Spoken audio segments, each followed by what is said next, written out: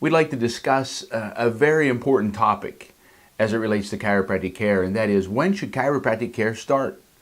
You know, for most people, chiropractic care starts with pain or an injury. Maybe it's a sports injury or a lifting, or for a lot of people, they just wake up and something hurts, and chiropractic does a wonderful job of conservatively managing those conditions and helping people get relief. However, if we really look at when should chiropractic care start, we have some really good research and I think sometimes some alarming information to people that I was personally unaware of. And that is that a lot of us received our first spinal injury in the birth process. Our first misalignment in our spine, sprained or injured joint, however you want to think about it. So just to help you with that and to show you that there is validity in this information that I'm sharing with you, I'd like to go through a little bit of some basic science information, and I promise you this won't bore you, so stay with me on this. But I'm going to give some information from Dr. David Yashon, who is a medical doctor from Ohio State University, and many years ago he wrote a textbook called Spinal Injury that is considered a fundamental textbook in spinal care and spinal injuries. And so I just want to give you a little bit of information from this article, because in chapter 18, the title of chapter 18 is Birth Injury.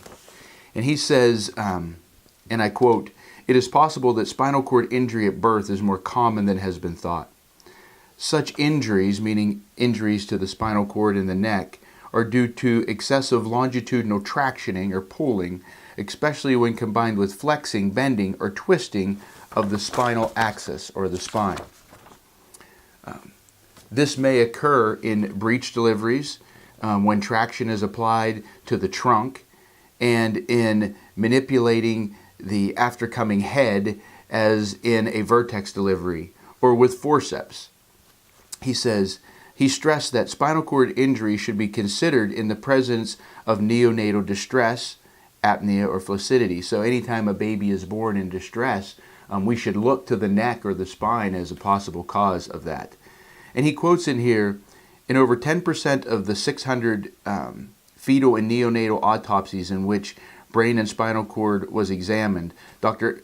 Abraham Taubin found evidence of significant spinal cord and brainstem injury. So they were saying that out of 600 autopsies that they did on deceased babies, which is kind of difficult to think about, of those 600, 10 of them died because of a spinal cord injury in the birth process. So the question is that can the spine be injured in the birth process? I think this article clearly states that it can. Dr. Taubin, who Dr. Yashon referenced in this textbook, also has an article from Developmental Child Neurology that stated hidden or latent spinal cord and brainstem injuries in newborn infants. But he says, the significance of spinal cord and brainstem injury at birth is not generally realized. Birth injuries of this nature are sometimes extensive. They're often hidden. They're undiagnosed clinically, and they're pathological. During active labor, the spinal column, particularly the neck portion, may be injured as the baby is compressed and forced down the birth canal. Now listen to what he says here. Mechanical stresses imposed by the obstetrician, even the application of standard orthodox procedures, may prove intolerable to the baby.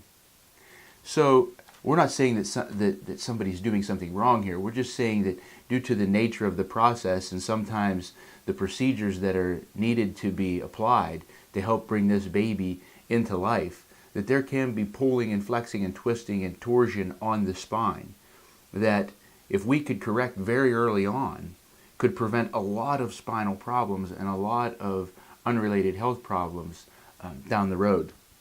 This is an article by Dr. Gottfried Gutmann, who is a German researcher. He wrote this article in a German medical research, and it was called, the journal was called Manual Medicine. But I just want to read to you just a couple lines here because I think it's very important.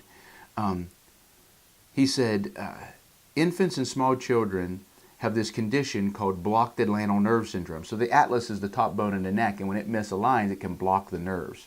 The clinical picture ranged from central motor impairment and development, so damage to our central nervous system, okay, which would affect motor development and function. And then he says, and a lowered resistance to infection, especially to ear, nose, and throat infections. The theoretical background to this syndrome is indicated. The main factor in causation concern is the neurophysiological connection between the areas of the atlanto-occiput, so the upper portion of the neck joints, and the centers of the brainstem. So he's saying the relationship of all this. I show you this because sometimes this new concept can seem unfamiliar and maybe not even a reality. But textbooks and research clearly demonstrate to us that this is an unfortunate thing that does happen. And I can tell you that from my experience of checking hundreds of babies that it's all too common. And if we can correct this nerve interference and spinal damage early on in life, we can prevent a lot of problems that people maybe never associated with that happening. So some signs of that, you know, in infants would be maybe they don't want to breastfeed on both sides. Maybe one side they don't want to breastfeed, and that's often because they're in pain. Or maybe they keep their head tilted to one side. Maybe they only like to turn their head to one side. Maybe they don't like to lay on their tummy.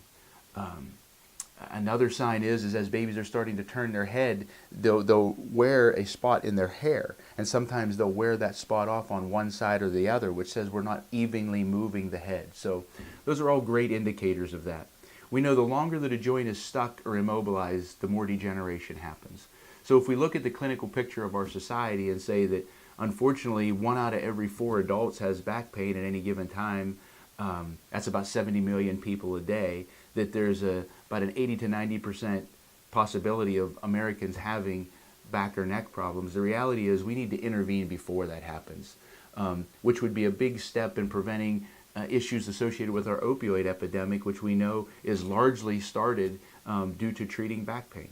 So I know we don't like to think about negative consequences happening to children, but the exciting news is that we're offering you a solution. We're offering you a way to get these kids checked to make sure they can start life at their fullest potential. Have a great day.